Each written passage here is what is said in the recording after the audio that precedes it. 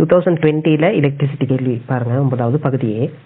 தடை ஆரை கொண்ட ஒரு தடையினூடாக ஒரு நேரோட்டம் டிசி ஐயானது நேரம் க்கு பாய்கையில் விரயமாகும் சக்திக்கான ஒரு கோவையை எழுதுக. விரயமாகிற வலுக்கு நம்மளுக்கு கோவை தெரியும், என்னவா இருக்கும்? E சமன் I² R இல்லையா? வலு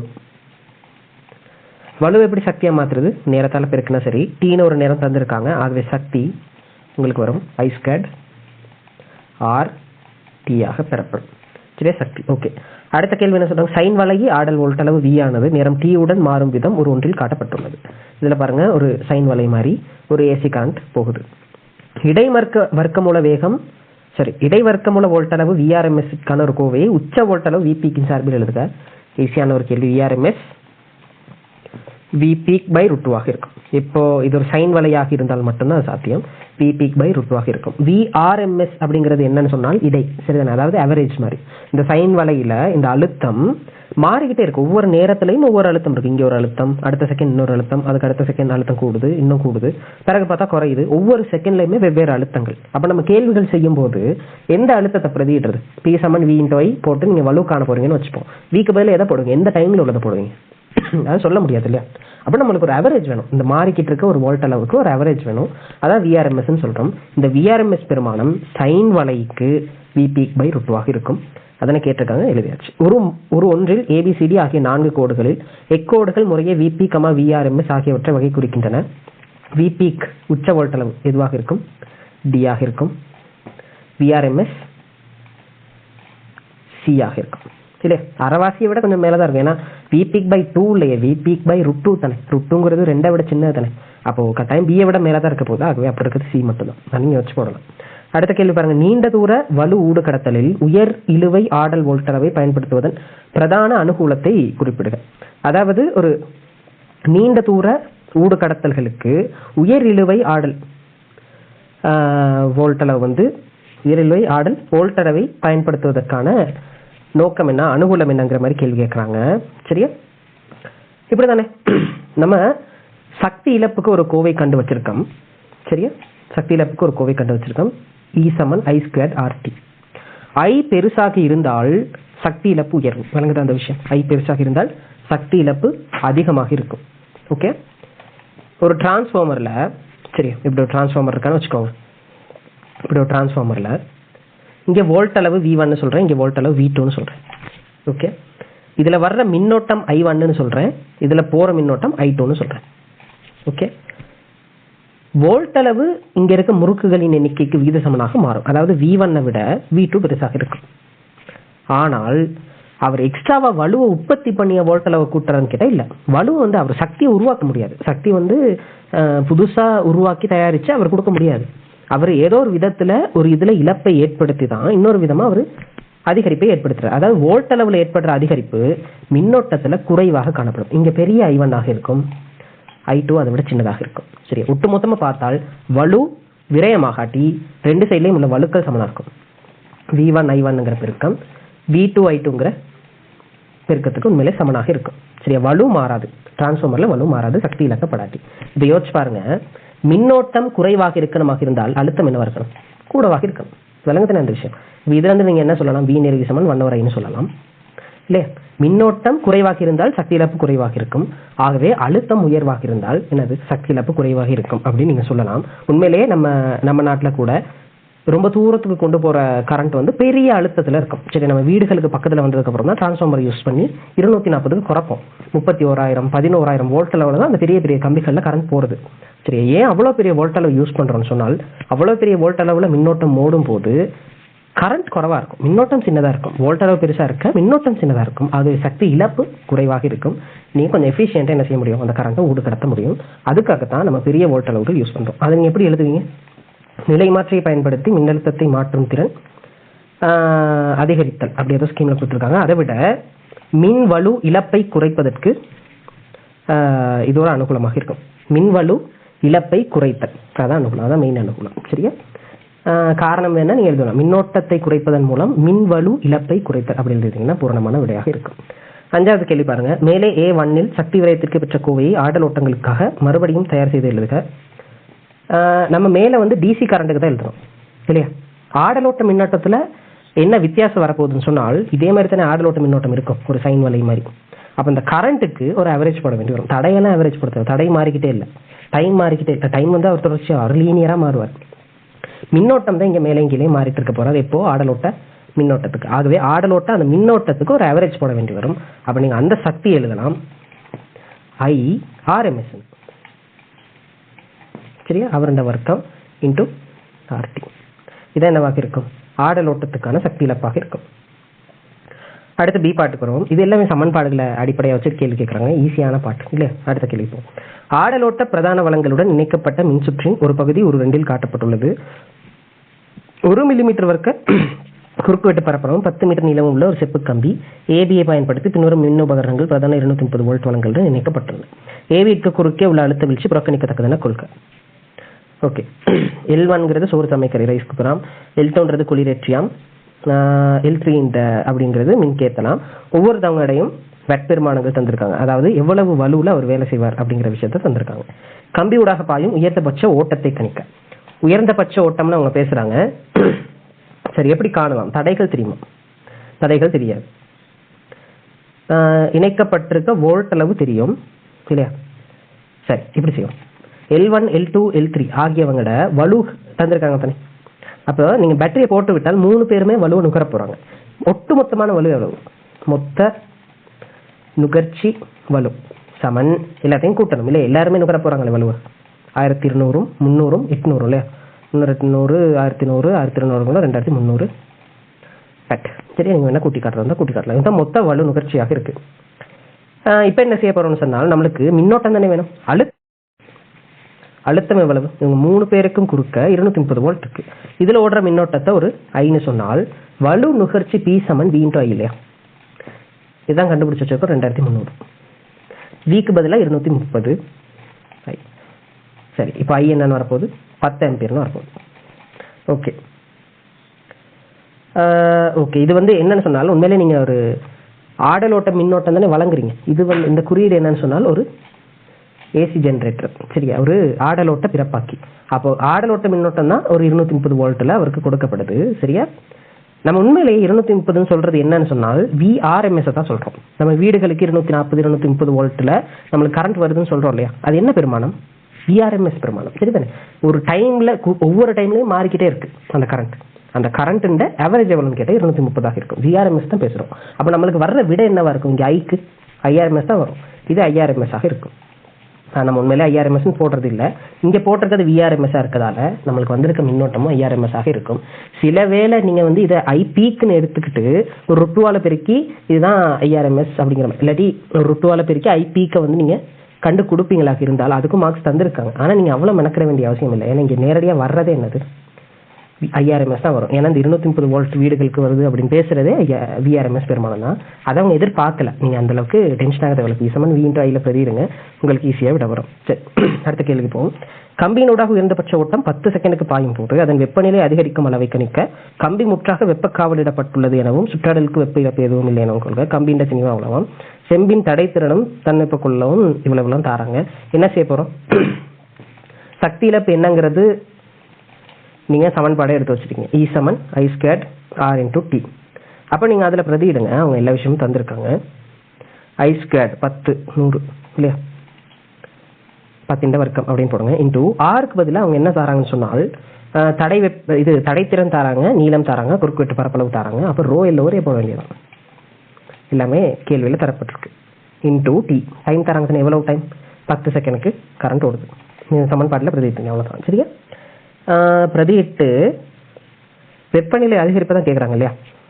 நீங்க என்ன செய்யலாம்னு சொன்னால் இந்த இழக்கப்பட்ட வெப்ப சக்தி என்னவா மாறி இருக்கு? கம்பியின் வெப்பநிலை அதிகரிப்புக்கு பயன்படுத்தப்பட்டிருக்கும். அப்ப இந்த ஈக்கு பதிலா M × S × Δθ போடலாம் இல்லையா. இறுதி வெப்பநிலை கேட்குறாங்க, Δθ தான் கேள்வி. ஓகே, MS Δθ அது 100 × ρL. நீங்க பிரதியிடுவீங்க தானே, நீங்க பிரதியிட்டு சுருக்குங்க. × 10 நான் ஐடியா மட்டும் தான் சொல்லுவேன், சரியா. நீங்க ρL A எல்லாத்துக்கும் பிரதிட்டு M தந்திருக்காங்க 100 கிராம், ஏதோ S தந்திருக்காங்க. Δθ கண்டால் உங்களுக்கு ஈஸியாக விட வரும். என்னன்னு 5 பாகி C.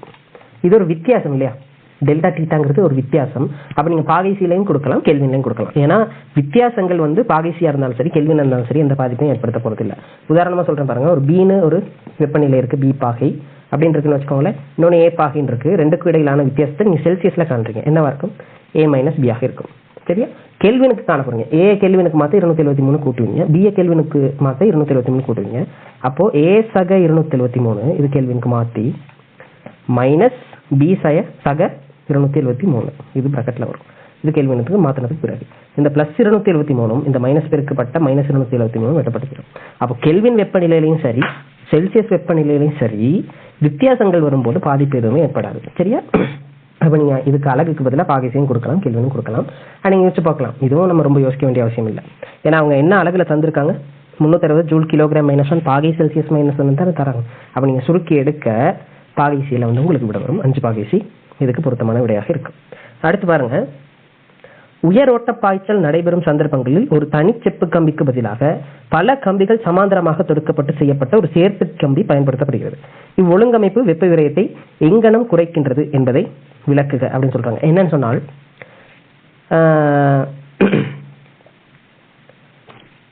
இப்போ இப்படித்தானே நான் வந்து உங்களுக்கு ஒரு டயக்ராமா வரைஞ்சு காட்டுறேன். என்னன்னா, ஒரு முழு கம்பியா இருக்கு. சரியா? அத்தனை கேள்வி இல்லையா? ஒரு தனி செப்பு கம்பிக்கு பதிலாக பல கம்பிகள் சமாந்தரமாக தொடுக்கப்பட்டு செய்யப்பட்ட ஒரு சேர்த்து கம்பி. இப்போ நீங்க சாதாரணமாக என்ன செய்வீங்கன்னு சொன்னால், ஒரு கரண்ட் கம்பி எடுத்து பார்த்தால் அது ஒரு முறுக்கு கம்பி மாதிரி இருக்கும். நிறைய கம்பிகள்கிட்ட சேர்மானமாக இருக்கும். சரி, நிறைய கம்பிகள்கிட்ட சேர்மானமாக இருக்கும். இப்படி நிறைய கம்பிகள் எடுத்து முறுக்கி வச்சிருப்பாங்க, அப்படிதான் வச்சிருப்பாங்க. அதில் 2-3 நன்மைகள் இருக்கு. ஒன்று என்னன்னு சொன்னால், தடை அதுக்கு குறையும். சரியா? தடை குறையும், அது ஒரு மிக முக்கியமான ஒரு நன்மை. இரண்டாவது நன்மை என்னன்னு சொன்னா, கையாள்வது இலகு. சரியா? நீங்க ஒரு தடிப்பமான செப்பு கம்பியை கொண்டு போயிட்டு கரண்ட் கம்பியை நீங்க மாட்டுறீங்கன்னு வச்சுக்கோங்களேன், என்ன நடக்கும்? அதை தூக்கிட்டு போறதும் சரி, அதை வளைக்க இயலாது, நீங்க திருப்பி எல்லாம் போடல. அது ஒரு தண்டவாளம் மாதிரி இருக்கும் இல்லையா? அது வளைக்க இயலாது, கஷ்டம். கொண்டு போறதெல்லாம் கஷ்டம், மேல தூக்குறதெல்லாம் கஷ்டம், சரியான கஷ்டமாக இருக்கும். சரி, இந்த மாதிரி முறுக்கு கம்பியா வச்சுட்டால் அதை வளைக்கிறது, வளைச்சு மாட்டுறது, அது இதெல்லாம் ஈஸியா இருக்கும். திருப்புறது, அது இதெல்லாம் ஈஸியா இருக்கும். அது ஒரு நன்மை. அது இல்லாம தடை குறையும், அது ஒரு நன்மை. எப்படி தடை குறையுது அப்படிங்கறத அவங்க விளக்க சொல்றாங்க. என்னன்னா, இங்க ஒரு கம்பி தொடர்ச்சியா இருக்கு, முழுசும் ஒரே தடை. சரியா? ஆனா இங்க ஒவ்வொன்றும் சின்ன சின்ன கொஞ்சம் பெரிய பெரிய தடைகள்லாம் வச்சுக்கோமே. இவர் மொத்தமா 6 இருக்காரு. இவர் குறுக்குவெட்டு பரப்பளவு பெருசு இல்லையா? அப்ப தடை வந்து குறைவாக இருக்கும். சரி, இங்க குறுக்குவெட்டு பரப்பளவு சின்ன, நிறைய கம்பிகள் இருக்க போகுது. ஓகே, நிறைய கம்பிகள் இருக்க போகுது. குறுக்குவெட்டு பரப்பளவு குறையும் போது தடை என்ன செய்யும்? கூடும்.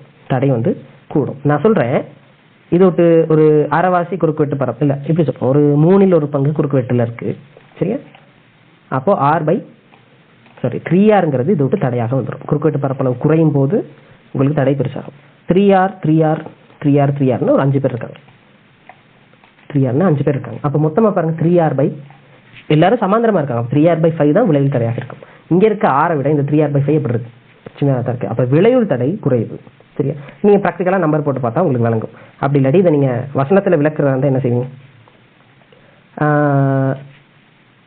தடையுள்ள கம்பிகள் ஒரே அழுத்த வித்தியாசத்தில் சமாந்தரமாக தொடுக்கப்பட்டிருப்பதால், சரியா, மின்னோட்ட பாய்ச்சல் அக்கம்பிகளில் பிரிக்கப்படுகிறது. சரியா? இதனால் ஒவ்வொரு கம்பியின் ஊடாகவும் உள்ள மின்னோட்டம் குறைவாக காணப்படும். எனவே விளைவுள் தடை அந்த அழுத்த வேறுபாட்டுக்கு இடையில் குறைவானதாக அமையும். சரி, அப்படி எழுதுனீங்கன்னா உங்களுக்கு ஃபுல் மார்க்ஸும் வரும். அவ்வளவுதான். சரி, இது உங்களுக்கு வழங்கத்தானே. நீங்க அப்படி பிடிச்சிக்கிறது கஷ்டமாக இருந்தாலும் நம்பர் 1 போட்டு பாருங்க. நம்ம தெரிய கணியத்தில் பேசுறதை விட நம்பர் போட்டு பேசுறது வந்து உங்களுக்கு ஈஸியாக விளங்கக்கூடிய மாதிரி இருக்கும். அதுக்காக தான் இப்படி போட்டு காட்டுறேன். சரியா?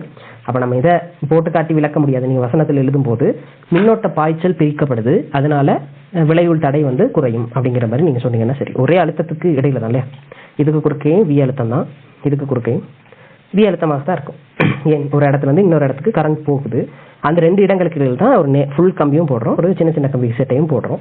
அப்போ ஒரே அழுத்த வேறுபாடு, மின்னோட்டம் வந்து பிரிஞ்சு போறதால விளைவுள் தடை என்னவா இருக்கு? குறைவா இருக்கு. அப்படி விளங்கப்படுத்தினீங்கன்னா ஈஸியாக இருக்கும், உங்களுக்கு ஃபுல் மார்க்ஸ் கிடைக்கும்.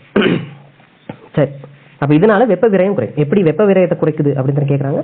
அப்போ நீங்க சொல்லுவீங்க தடை குறையுது, இதனால வலு விரயம் குறைவாக காணப்படும், எனவே வெப்ப சக்தி விரயமாவது குறைவு அப்படின்னு போட்டீங்கன்னா சரி. சி பார்ட் பாருங்க. மின்மானியின் மூலம் மின்சக்தி நுகர்ச்சியின் அளவு கிலோவாட் ஹவரில் அளக்கப்படுகிறது. அதில் உள்ள மெல்லிய வட்ட அலுமினிய தட்டை சுழல செய்வதற்கு சுரியல் ஓட்டங்கள் பயன்படுத்தப்படுகின்றன. அலுமினிய தட்டு சுழலும் தடவைகளின் எண்ணிக்கை மின்சக்தி நுகர்ச்சிக்கு நேரடி விகிதசமனாகும். மின்சக்தி நுகர்ச்சிக்கு நேரடி விகிதசமனாக இருக்காம் அலுமினிய தட்டு வந்து சுழல்ற எண்ணிக்கை. ஓகே. உரு 3 காட்டப்பட்டுள்ளவாறு கிடை அலுமினிய தட்டின் மீது அதன் தளத்திற்கு செங்குத்தாக ஒரு வரிச்சுருள் வைக்கப்பட்டுள்ளது. உருவில் காட்டப்பட்டுள்ள திசைக்கேற்ப வரிச்சுருளினூடாக பாயும் ஓட்டம் அதிகரிக்கின்றதென கொள்க. ஒரு 3 விடைத்தாளில் பிரதி செய்து வரிச்சுருளினூடாக பாயும் ஓட்டம் காரணமாக உண்டாகும் காந்தப்பாய கோடுகளையும் தட்டு மீது உள்ள சுரியலோட்ட தடங்களையும் அவற்றின் திசைகளை காட்டுமாறு வரைக. ஓகே, நீங்க பிரதி செய்து வரையணும். இது என்னது? இந்த அம்புக்குறி போட்டிருக்கிறது நம்ம 3D பிளேன்ல வந்து நம்ம கிட்ட இருக்க மாதிரி யோசிக்கணும். சரிதானே? நம்ம 3D பிளேன்ல இப்படி இருக்குன்னு வச்சுக்கோங்களேன். இதுல அம்புக்குறி போட்டிருந்தா இதுதான் முன்னுக்கு இருக்கு, இது வந்து பின்னுக்கு இருக்கு அப்படிங்கிற மாதிரி யோசிக்கணும். சரியா? அதுக்காக தான் அம்புக்குறி போடுறது. அது ஒரு ஸ்டாண்டர்ட் மாதிரி. இப்ப பாத்தீங்கன்னா மின்னோட்டம் இப்படி ஓடுது இல்லையா? அப்ப நீங்க வலது கையை பிடிச்சு பாருங்க. என்னது? கீழ இருந்து மேல் நோக்கி, அத்தனை பெரியவர்கள் காட்டுற திசை கீழ இருந்து மேல் நோக்கி இப்படி காந்தப்புலம் இருக்கும். கொஞ்சம் சைடுக்கு வந்தா இப்படி இருக்கும். இதுல இந்த சைடு, இதுல கீழ இருந்து மேல். அதே மாதிரி இதுல உட்புறமா மேல் நோக்கி இருக்கும், வெளிப்புறமா கீழ் நோக்கி காணப்படும். இது வரைஞ்சு காட்டுங்க. இப்போ என்னது? அந்த தட்டில் இருக்க சுரியலோட்டத்தின் திசையும் வரைஞ்சு காட்ட சொல்றாங்க இல்லையா? இப்ப பாத்தீங்களாக இருந்தால் இந்த நடுவால போற இந்த காந்த விசை கோடு சரியா என்ன நடக்குதுன்னு சொன்னால் மின்னோட்டம் மாறும் போது அதிகரிக்கும். சரி, அப்ப அதை குறைக்கணும். அதாவது மேல் நோக்கிய காந்த புலத்தை குறைக்கணும். மேல் நோக்கிய காந்த புலத்தை குறைக்கணுமாக இருந்தால் என்ன செய்யணும்? கீழ் நோக்கிய காந்த புலத்தை உண்டாக்கணும். அப்பதானே மேல் நோக்கிய காந்த புலம் குறையும். கீழ் நோக்கிய காந்த புலம் உருவாகணுமாக இருந்தால் எந்த திசையில மின்னோட்டம் ஓடணும்? கையை வச்சு பாருங்க. வலஞ்சுழியாக ஓடினால் மேல் நோக்கி காந்த புலம் உருவாகும், இருக்கிறத விட இன்னும் கூடிரும். கீழ் நோக்கி உருவாகணுமா இருந்தால் இடஞ்சுழியாக மின்னோட்டம் ஓட வேண்டும், இந்த திசையில ஓடணும். வழங்குதா? அப்ப சுரியலோட்டத்தின் திசை இடஞ்சுழியா இருக்கும். மேல வர்ற காந்த புலத்தின் திசை மையத்துல மேல் நோக்கி போற மாதிரி இருக்கும். நீங்க சரியா வரவீங்க. நீங்க ரெண்டையும் குறிச்சு காட்டுறது பெட்டர். இது வந்து காந்த பாய கோடுகள், காந்த விசை கோடுகள் அல்லது காந்த புல கோடுகள் அல்லது காந்த பாய கோடுகள். பாய கோடுகள். இவர் என்னது? சுரியலோட்டம். சுரியலோட்டம். சரியா? அதை நீங்க குறிச்சு காட்டுங்க. குறிச்சு காட்டீங்கன்னா சரியா இருக்கும். அடுத்த கேள்வி பாருங்க. மின்வலு நுகர்ச்சி நிப்பாட்டப்படும் போது தட்டின் சுயாதீன சுழற்சிகளை அமர்முடுக செய்வதற்கு ஒரு நிலையான காந்தம் பொருத்தப்படும் விதம் ஒரு 4 காட்டப்பட்டுள்ளது. ஓகே.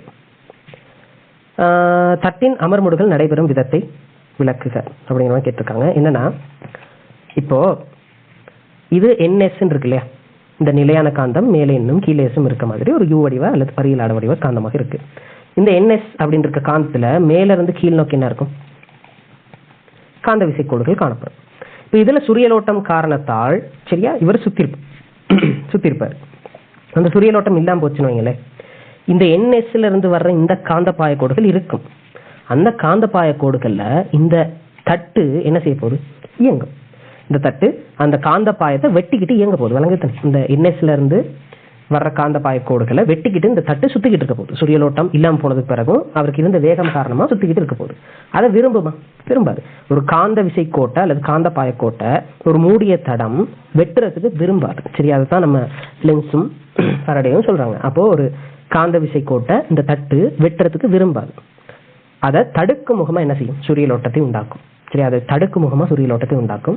அப்போ இவர் சுத்துறது தானே அங்க வெட்டுப்படுறதுக்கான காரணம். அப்ப சுத்துறதை தடுக்கிறதுக்காக அமர்முடுக தொடங்கும். சரியா? அதான் விஷயம், அதான் கன்செப்ட். அதை நீங்க எப்படி எழுதுவீங்க? தட்டில் உருவாகும் சுரியலோட்டம் சரியா, அல்லது தட்டில் உருவாகும் எப்படி எழுதுவோம்? எப்படி கேள்வி போகுது? மின்வலு நுகர்ச்சி வீதம், மின்வலு நுகர்ச்சி நிப்பாட்டப்படும் போது தட்டு சுழன்று கொண்டிருக்கும். இத்தட்டு நிலையான காந்தத்தினால் உருவாகும் காந்த விசை கோடுகளுக்கு இடையில் சுழல்வதால் இதனால் தட்டில் ஒரு சுரியலோட்டம் உண்டாகும். சரியா? இதனால் தட்டில் ஒரு சுரியலோட்டம் உண்டாகும். இது தட்டின் இயக்கத்தை எதிர்க்கும் முகமாக இருக்கும். இதுவே லென்ஸின் அல்லது ஃபாரடேயின் விதி இல்லையா? தட்டின் இயக்கத்தை எதிர்க்கும் முகமாக இருக்கும். இவ்வெதிர்க்கும் முகமான விசையே காந்த விசை உருவாகும். ஆகவே தட்டு அமர்முடுகும். ஒரு காந்த விசை இவர் காந்த பாய கோடுகளை வெட்டுறதை தவிர்க்கிற மாதிரி உருவாகும். அதான் என்னது? சுரியலோட்டமாக இருக்கும். அப்போ ஒரு விசை எதிர்க்குது, ஆகவே அமர்முடுகும்.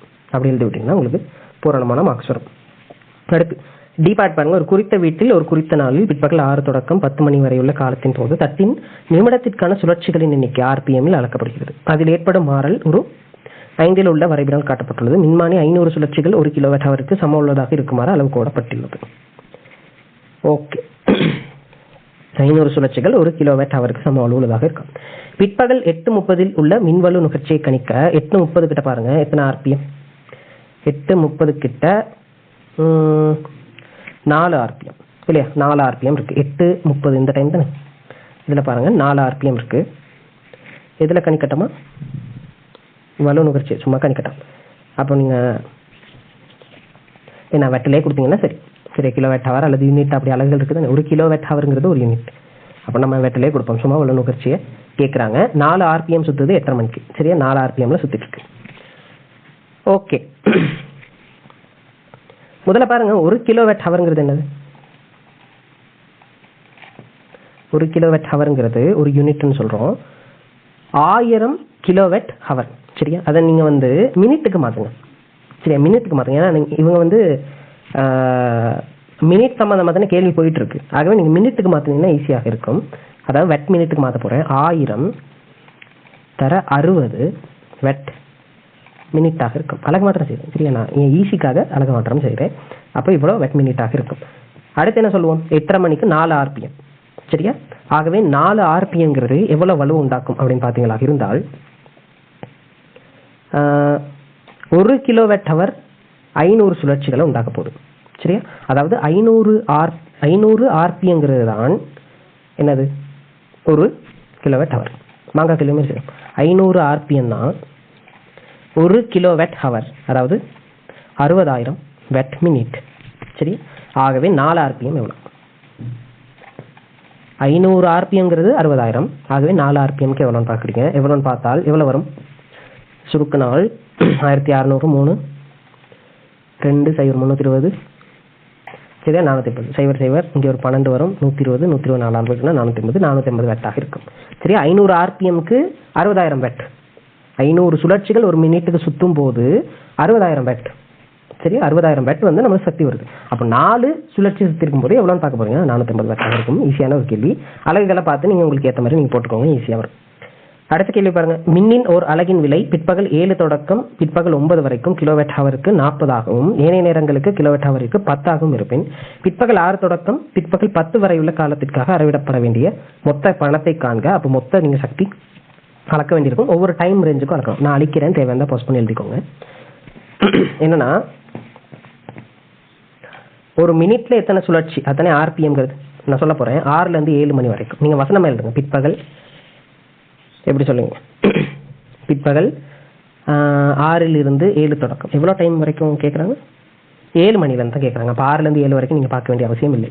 பிற்பகல் 7ல இருந்து 8 மணி வரைக்கும் மொத்த சுழற்சிகள் அப்படி இருக்கு. வசனம் எழுதிக்கும். பிற்பகல் 7ல இருந்து 8 வரைக்கும் உள்ள மொத்த சுழற்சிகள் சமன் என்னவா இருக்கும்? ஒரு ஹவருக்கான சுழற்சி பார்ப்பீங்களா? ஒரு நிமிஷத்துக்கு தான் 2 சுழற்சி. அப்போ ஒரு ஹவருக்கு 2 தர 60 சுழற்சியாக இருக்கும். இதே மாதிரி 8ல இருந்து 9க்கு வேற பிரைஸ் இல்லை. 8ல இருந்து 9க்கு பிரைஸ் வேற. 8ல இருந்து 9 வரை உள்ள மொத்த சுழற்சிகள் அதாவது ஒரு ஹவர்ல இருக்க மொத்த சுழற்சி. இந்த டைம் ரேஞ்சில் 4 ஆர்பிஎம்ல கரண்ட் சுத்துது இல்லையா? அப்போ ஒரு ஹவர். அப்போ அந்த ஒரு ஹவர் ரேஞ்சுக்குள்ள இந்த ஒரு ஹவர் ரேஞ்சுக்குள்ள இருக்க மொத்த சுழற்சிகள் பார்க்க போறோம். ஒரு நிமிஷத்துக்கு 4 இருந்தால் ஒரு ஹவருக்கு 4 தர 60. சரியா? 4 தர 60. அடுத்து அவ்வளோதான் இல்லை. இதில் இவ்வளோ 120 இதில் ஒரு 240. அப்போ மொத்த சுழற்சிகள் இந்த டைம் தானே கேட்குறாங்க. 7ல இருந்து 9 வரைக்கும். ஆகவே 7ல் இருந்து 9 வரை மொத்த சுழற்சிகள் என்ன வரைக்கும்? ரெண்டையும் கூட்டுவீங்க 360ன்னு வரப்போகுது. ஓகே, இப்போ பாருங்க 360 சுத்தும் போது எவ்வளவு நுகரப்பட்ட யூனிட்னு பார்ப்போமா? 500 சுழற்சிக்கு 1 கிலோவாட் ஹவர் ஒரு யூனிட். சரி, 1 கிலோவாட் ஹவர். ஆகவே 360 சுத்தினா எவ்வளோன்னு பாருங்க. எவ்வளோன்னு வரும் நீங்கள் சுருக்கி பாருங்க. சரியா? ஏனைய நேரங்களுக்கு எல்லாமே என்னது? 10 ரூபா. 6 தொடக்கம் பிற்பகல் 10 வரை உள்ள காலத்திற்காக அறவிடப்பட வேண்டிய மொத்த பணத்தை கணிக்க. அப்போ நீங்கள் 6 மணிலேருந்து பார்க்கணும். 7ல இருந்து அந்த ப்ரைஸ் தான் தந்திருக்காங்க இல்லையா? அப்போ நீங்கள் என்ன செய்வீங்க? 6ல இருந்து 7க்கும் பேசுங்க. எத்தனை சுழற்சி? ஒரு சுழற்சி. ஒரு நிமிஷத்துக்கு ஒரு சுழற்சி. ஆகவே இங்கே ஒரு ஹவர் இருக்கு. ஒரு ஹவரில் எத்தனை சுழற்சின்னு பார்க்க 60. அப்போ நீங்கள் 7ல இருந்து 9க்கு உள்ள மொத்த சுழற்சி 360. அதுக்கான பிரைஸ் என்னவாக இருக்கும்? ஒரு யூனிட்டுக்கு 40 ரூபாயாக இருந்தால் சரியா? இத்தனை யூனிட்டுக்கு எவ்வளோன்னு பாருங்க. இத்தனை யூனிட்னு தெரிஞ்சிச்சு இல்லையா? 500 மேல் 360 யூனிட். இதுதான் 7ல இருந்து 9 மணி வரைக்கும் உள்ள மொத்த செலவான யூனிட். ஒரு யூனிட்டுக்கு மறுபடியும் வாங்காதான், ஒரு யூனிட்டுக்கு 40 ரூபா. அப்போ இத்தனை யூனிட்டுக்கு எவ்வளவு கண்டால் எவ்வளவு வரும்? நீங்க சுருக்கி பாருங்க, 28 ரூபாய் 80 வருதாம். சரியா? நீங்க முன்னுக்கு ரூபா போட்டு எழுதணும், இந்த குறியீடு போடுறது இல்ல. ரூபாய் 28.80 இப்படிங்கிற மாதிரி எழுதணும். இப்படி எழுதுனா சரி. விளங்க தானே இந்த விஷயம்? 7ல இருந்து 9 வரைக்கும் 360 சுழற்சிகள். அந்த 7ல இருந்து 9 வரைக்கும் உள்ள டைமுக்கு 40 ரூபா. எதுக்கு? ஒரு யூனிட்டுக்கு. ஒரு யூனிட்டுக்கு 40 ரூபாயாக இருந்தால் இவ்வளவு யூனிட்டுக்கு எவ்வளவு பாருங்க. இவ்வளவு யூனிட்டுங்கிறத நம்ம எப்படி கண்டுபிடிச்சோம்? 500 சுழற்சிகள் ஒரு யூனிட்டாக இருந்தால் 360 சுழற்சிகள் எவ்வளவுன்னு பாக்குறீங்க? இவ்வளவு. அதை நம்ம சுருக்க வேண்டிய அவசியம் இல்லை, இதுலயே நம்ம கடைசி விடை. சரியா? இவ்வளவு யூனிட் தான் 7ல இருந்து 9 வரைக்கும் சுத்தும் போது உருவாக்கப்பட்ட மின்னோட்டம் அல்லது மின்வலு நுகர்ச்சி. இவ்வளவு யூனிட். ஒரு யூனிட்டுக்கு 40 ரூபா. ஆகவே இவ்வளவு யூனிட்டுக்கு எவ்வளவு அப்படின்னு பாக்குறீங்க? 28 ரூபா 80 வருது. ஓகே. 7ல இருந்து 9 இல்ல, 6ல இருந்து 7 இருக்கு தானே. அப்ப அதுக்குள்ள பிரைஸ் நீங்க தனியா காண போறீங்க. ஒரு யூனிட்டுக்கு 10 ரூபா. ஆகவே இங்க எவ்வளவு யூனிட்? இங்க எவ்வளவு யூனிட் இருக்கு தெரியுமா? இதுல ஒரு 60 தான் இருக்கு. 500 சுழற்சிகள் ஒரு யூனிட். சரியா? ஆகவே 60 சுழற்சிங்கிறது எத்தனை யூனிட்? 60 கீழ 500 யூனிட்டா இருக்கும். அது சுருக்க வேண்டிய அவசியம் இல்லை. 60 கீழ 500 யூனிட்டாக இருக்கும். ஒரு யூனிட்டுக்கு 10 ரூபா. ஆகவே 60 கீழ் 500 யூனிட்டுக்கு எவ்வளவு பாருங்க. விளங்க தானே ஐடியா? 60 கீழ் 500 அந்த யூனிட்டுக்கு எவ்வளவு பாருங்க. சுருக்கி எடுத்தால் அதுக்கான பிரைஸ், அதுக்கான பிரைஸ் 9ல இருந்து 10 மணி வரைக்கும் உள்ளதை நீங்க பார்க்க வேண்டி இருக்கும். சரி, 9ல இருந்து 10 மணி வரைக்கும் உள்ளதை நீங்க பார்க்கணும். அப்ப நீங்க இங்கே போடுங்க. 9ல இருந்து 10 எத்தனை சுழற்சி? 2 RPM. ஒரு ஹவர்ல மொத்தமா 120 இருக்கும். இது ரெண்டுக்கும் சேர்த்து தானே 10 ரூபா. நான் ரெண்டையும் சேர்த்தே சொல்றேன். ஆகவே 6ல இருந்து 7 மணிக்கும் சரியா 9ல இருந்து 10 மணிக்கும் இடையில் உள்ள மொத்தமான சுழற்சிகளின் எண்ணிக்கை அப்படின்னு போட்டால் இங்க ஒரு 120, இங்க ஒரு 60, 180. சரியா? 500க்கு ஒரு யூனிட். ஆகவே 180க்கு எவ்வளவு யூனிட்னு பார்க்க போறீங்க. அப்ப இங்க 180 சரியா? 180 கீழ் 500. இது எல்லாத்துக்குமே 10 ரூபா தானே. ஒரு யூனிட்டுக்கு 10 ரூபா. ஆகவே 180 கீழ் 500 யூனிட்க்கு எவ்வளவுன்னு பார்க்க போறீங்க. இதை சுருக்கிடுங்க. சரியா? விளங்க தானே? ஐடியா விளங்கிட்டீங்கன்னா நீங்க எப்படிப்பட்ட கேள்வி செய்யலாம். 3 ரூபா 6 ரூபாய் 3. சரியா? இப்ப மொத்த பணம் கேட்கறாங்க. 6 மணியிலிருந்து 10 மணி வரை இல்லையா நுகரப்பட்ட மின்வலுக்குரிய மொத்த கட்டணம் சமன், நீங்க வசனம் எழுதிக்கோங்க, 28 ரூபா 80 சக 3 ரூபா 60. ரெண்டையும் கூட்டினால் ஒரு 40, இங்க ஒரு 20, 31, 32, 40.